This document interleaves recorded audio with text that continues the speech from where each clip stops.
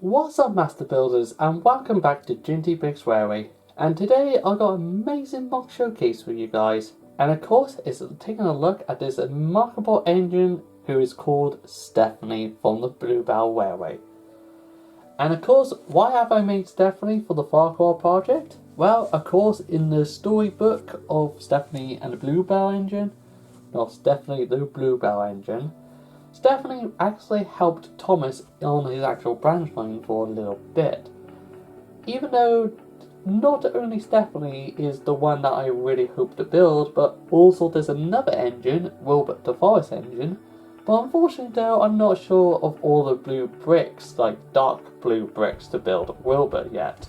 So Wilbert will be on hold. Maybe I might build a blue one until I find all the parts to make a dark blue one. But until then though, let's have a look at Stepney. Of course, Stepney is actually a smaller engine, as you can see. And also, the first thing you might have noticed, if you actually have been counting, is that Stepney is actually 7 studs long.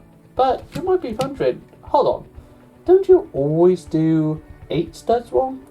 Well, yes. But on Stepney occasion though, Stepney, if you find any pictures, is more likely a bit thinner than all the other engines. And he's definitely smaller and thinner. So that's why he is built in 7 studs wide. But he looks adorable in it as well. First thing to mention is that the wheels are actually the Big Ben Bricks medium size wheel that is just designed in yellow. That is the good thing to actually have. This is the smallest they can go, but if you go to another place, another company, they will give you a smaller version of this. But even though it might be good for Stepney, but I don't mind just having these, to be honest.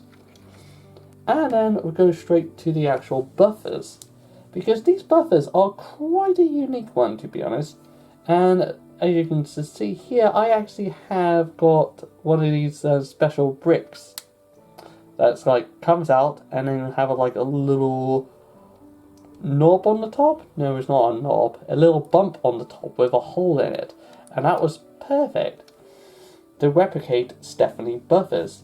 And of course, you can see I have that Technic pin coming out to put on his buffers. But since that is going to be so fragile from the actual body of Stepney, I have to make sure there's an extra plate underneath it just to hold everything together. Because without that, it's going to be even more fragile. And of course, I got a clip to put on his actual coupling links. This is what I use for most coupling links, even though they link up on this hole down here to other trucks. But it's good to have like some kind of indication. Plus there are, right, hold on, I'm moving his head for a second. There are a few tiles just to make sure this area has been connected. But as you can see here though, I actually have got this little embedded section where you've got some cheese slope, a normal plate and cheese slope, where Stepney will actually can keep his boiler onto the actual body frame. But while I'm here though, I can actually show you how I've done some of this. It's like over here I've done 3 bricks long, and that can just be managed to pop onto these 3, I think it is. Or was it these 3? Yeah, it's the bottom 3. So it'd be in the middle of that. I can collect to here to make that perfect height. Just realised my hand was in the way. But of course, at the time, we might as well look at the splashers. I think these are called splashers. Hopefully I have not filmed every single one and then find out it's actually another name. But that's just done by a nice smooth curve round piece and also a plate underneath. Now, actually, while I'm here, I might as well show you the actual design of the top. Because if you have one of these and you put it on the actual boiler, you'd be surprised that if you've just got 3 studs on the back, you can actually do this effect to carry on, so you don't have to buy 100 of these. And then you just got a triangle, a plate, and a triangle, and that will actually do to actually squeeze Stepney. See, you won't even tell the difference until I actually mention about it. And of course the actual boiler pot, even though this is the boiler pot, but this one is all the round bricks with a round face on it. That is using a 4x4 dish piece, plus a very long funnel with another dish piece on top, but a smaller one. And then loads of these 4x4. This one's got holes in on all four sides. This one is a 2x2 round curve, but if you get 4 of those, you've got a circle going around. And of course, I already mentioned the actual boiler effect, but here, this is going to be where his dome is going to be right here. But unfortunately, though, I have not got that piece because Bricklink always made me forget about it. But of course, over here we got the actual side tanks, where his actual well, this is where his fitted cap is, and also we've got this lovely dark green going around his actual side tanks around the corner. And this part, I can actually just take it off, is actually a brick on its side.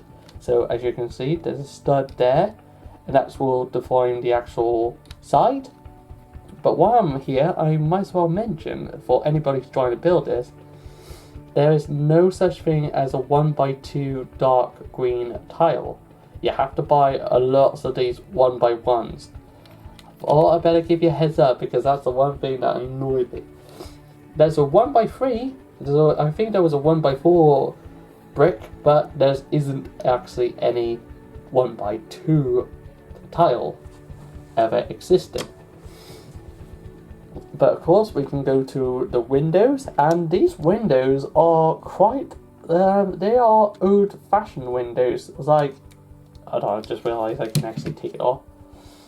If you've seen my Donald Douglas video, you might recognise this one.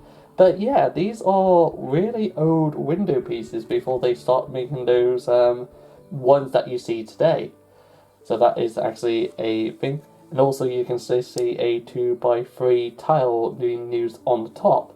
I got quite a few of those. 3 going across and 2 going to the side. And of course I got more of these lining effects, but unfortunately though, they are attached by one stud, so of course they're going to fall over like that. I think I might as well need to get some glue dots to actually stick them in.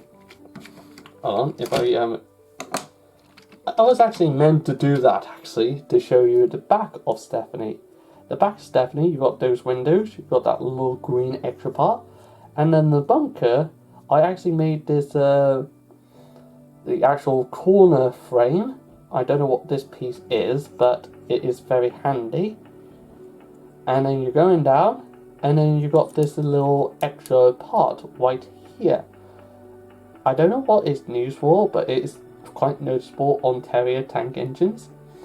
And of course I made that stripe going down with the actual T-slope, and another one in the middle to make it yellow. And this is just attached by putting it onto this little section here.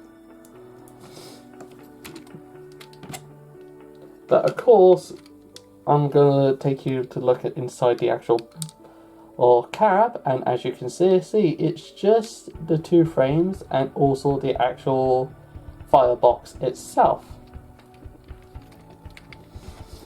Hold on, I'm just gonna, and also this is a little arch for the fire bunker. Not fire bunker, for the coal bunker. There you are. But the one thing you might notice is that Stepney is actually quite a few different sizes. So his actual side tanks are 7 studs wide, like his body frame, but his boiler is 4 studs wide. His cab is 6 studs wide, and this little end is actually 4 studs wide. So you'd be surprised at how many jumpers was actually being used for Stepney himself. But of course, that is all that I got done for you guys today. I hope you master builders enjoy the showcase, and to stay tuned for more content. But don't forget to like, subscribe and comment, and of course, stay on track.